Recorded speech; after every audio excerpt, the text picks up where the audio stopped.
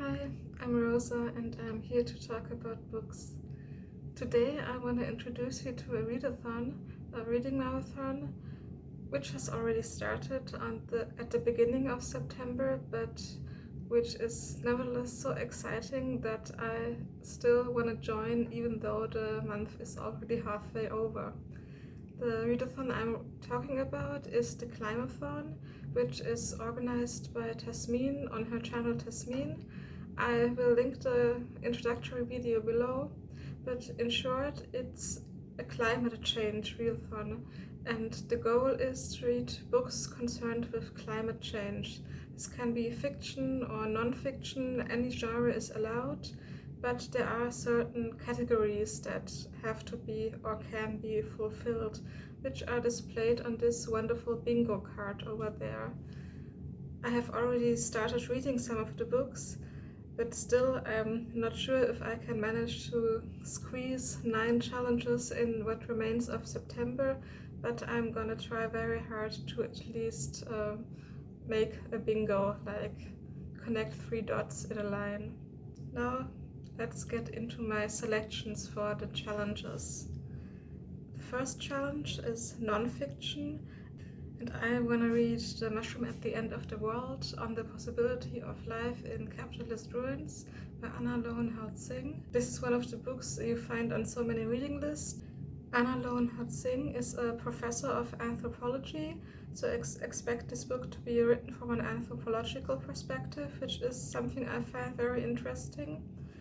And the book looks at the Matsukake mushroom, which is apparently the most valuable mushroom in the world. There are 2 things that make this mushroom so special. On the one hand, it's very valuable in the sense that it is connected in a lot of commercial trade relations as a food object, for example. And on the other hand, it is special because it helps forests nourish themselves, and it does this so well that it helps forests grow in like areas or places where they wouldn't normally grow. And the focus of this book, as the title or like the subtitle also says, is capitalism, and it basically focuses on the destructions that humans brought upon nature and that also exacerbates things like global warming and led to the climate crisis we find ourselves now in. The second challenge is fiction. Here I chose another one of those books you find on so many lists when looking for climate fiction to read, namely Flight Behavior by Barbara Kingsolver. I actually don't really know what it is about, but I vaguely remember that I once proofread a term paper a friend of mine wrote, which was, amongst other things, about this book, and they quoted a passage which was about, I think, a very big swarm of butterflies, and this image has stuck with me since. And since I'm generally very much interested in insects of all sorts, I hope this book will offer me lots of insights into insects and their flight behavior. The third challenge is revolution, and this was the most difficult challenge for me to find a book for, because when it comes to fiction books, I think that the revolution is often a plot twist or something that you don't necessarily find when you just look for descriptions of books. So I went with another non-fiction book, namely Ecosocialism by Michael Löwy. And the reason why I chose this for this challenge is that it kind of gives off revolutionary vibes. For example, I always say subtitle, but I don't think that's the proper word. Like the smaller title beneath Ecosocialism says, a radical alternative to capitalist catastrophe. And in my attempts to squeeze it into the challenge, the word radical was enough to make me say, okay, that fits. And also on the blurb, the author is described as a long-time revolutionary and environmental activist. So like, it has the word revolutionary, it fits the challenge.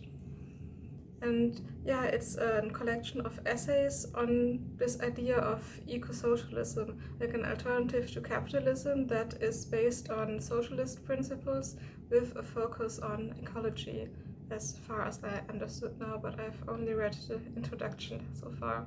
Challenge number 4 is to read a book concerned with animals. This can be fiction or non-fiction, and I went for yet another non-fiction book, namely for The Rise and Fall of Dinosaurs by Steve Brusatte. Brusatte? I don't know. I know this is a book that is concerned with a time a little bit earlier than our current situation, but I really love about what the planet Earth experienced and went through years and decades and millennia and eras before humankind even was a possibility. So I consider this book mainly a little treat for myself. So as we have an animals challenge, we also have a plants challenge, which I'm especially excited about because plants are one of my favorite topics to read about. And I chose to read another non-fiction book. I'm predictable, I think. Carnivorous Plants by Dan Torre. Everybody who knows me knows that I love especially dangerous plants, like both in horror fiction and in real life. Plants that can attack or kill are my jam. And this book here looks at the history of carnivorous plants. On the one hand, on the natural history, like how they were discovered and how difficult it was for people to accept at first that plants would really actively lure in somehow and capture and then gain sustenance from animals. And this book also looks at how these kind of plants then are represented in popular culture, like books and movies. For the ocean challenge, I want to read Satin Island by Tom McCarthy. I have read Remainder by him years ago, and this was a book that was very dear to my heart and I enjoyed it a lot. And yeah, this is why I take this as an opportunity to finally read another one of his novels. As far as I know, this book is very much concerned with the role that petroleum, oil plays in our culture and with the damage that oil spills bring upon the oceans. And also it has island in the title, which are my reasons why I put it into this challenge. My choice for the Indigenous challenge is maybe kind of cliche, because it's another one of those books that you find on basically every list for books about climate, ecology, nature, anything like that. But, well, if it's a book that everybody reads, then it's also good to have read it and be able to talk about it. So my choice is Braiding Sweetgrass by Robin Wall Kimmerer. And I barely know more about it than what it says on the cover, namely that it contains indigenous wisdom, scientific knowledge and the teachings of plants. But that is enough for me to know that it's probably right up my alley. The Different Continent Challenge is about reading a book that's set on a different continent than we are living in. I live in Europe, so I chose a book from the North American continent, specifically Canada and more specifically British Columbia, which is, I want to say, one of my favorite places in the world, but I haven't really traveled that extensively that I actually feel I can rightfully speak about having favorite places. But yeah, I have family in British Columbia and I was lucky enough to spend 8 months there last year, and I'm just immensely in love with the landscape of the Pacific Northwest, and I hope this book treats me to a lot of landscape and nature descriptions of the rainforests and stuff like that. It is about trees and forests, and it is often compared to Richard Powers' Overstory, which is a book I like a lot and which I wrote my master's dissertation about, and I feel very much ready to dive into another one of those big, fat, decade-spanning stories which center around the trees. And it is set between the years of 1934 and 2034, so it goes into the future. And yeah, as I said, I really like those books that span decades and generations, and I'm especially interested how the author is gonna predict or describe the future. And another exciting feature of this book is that it is described as having a structure that is inspired by the growth rings of trees. And yeah, I'm really curious as to how that plays out. At the moment, I can't really imagine it. Well, maybe it's all about the past being in the middle, and then chapters go outward and into the future. So maybe like the first chapter and the last chapter are about the future, and then anyway, that's my prediction for the structure, and I will tell you if I was right when I review the book. Lastly, we have a mental health challenge, because climate change is after all a quite serious and depressing topic, and I certainly know the feeling that when I think about the world we live in and the likely trajectory of the world, I'm not necessarily at my happiest. So it's a good idea to also squeeze in a book that makes you feel good.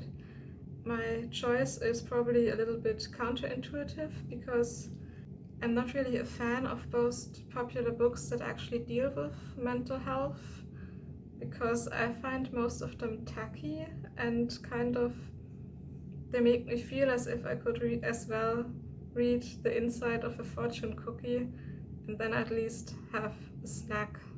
So, sorry that was mean, but that is generally how I feel about books that aim to make you feel better about being mentally ill and stuff like that. So instead, for some of those kinds of books, I go with an old favorite.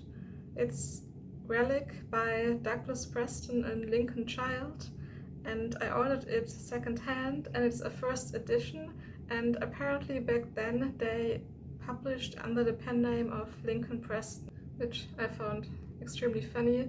Like normally when it comes to secondhand books, I'm okay with just reading them and then giving them away again, but this one I will definitely keep because it feels really special of having this name they don't use anymore written on the book cover.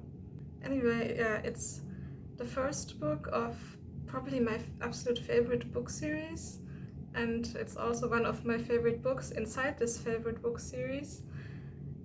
And as I said, it's kind of counterintuitive for a mental health challenge because it's a thriller/horror book. Let me just read the blurb. When a team of archaeologists is savagely massacred in the Amazon basin, all that survives are several boxes of relics and plant specimens. From boat to boat, from port to port, the battered crates drift. They finally reach New York City, only to be locked away in the basement of a museum, lost and forgotten. But the black heart of the Amazon never forgets. Just days before the museum's massive new exhibition opens, someone or something other than tourists is roaming the echoing halls and dusty galleries, and people are turning up savagely murdered. Forensic evidence points to a killer of terrifying strength and ferocity, and rumors of a museum beast surface among the museum staff. But then Marjorie Green, a graduate student working in the museum, uncovers a link between the killings, the failed Amazonian expedition, and a strange figurine that will be displayed for the first time in the upcoming exhibition. It has just so many of my favorite things: archaeology, museums, grad students, mysterious plants, the rainforest, creatures that might be animals, might be monsters. It's just a joy. Like, seriously, I love this series so much. Basically every minute I spent reading a book of this series is just a minute of pure joy. So this is why I chose this for my mental health challenge. But as the repeated use of the word savagely in the blurb kind of makes apparent, the authors don't shy away from describing blood and gore and all that stuff, so if that is nothing you can read or enjoy to read, please take my recommendation with a big grain of salt. Yeah, anyway, that concludes my TBR for the readathon. I'm excited to get into the readings and reviews, and I'm curious how many books I am gonna squeeze inside the second half of September.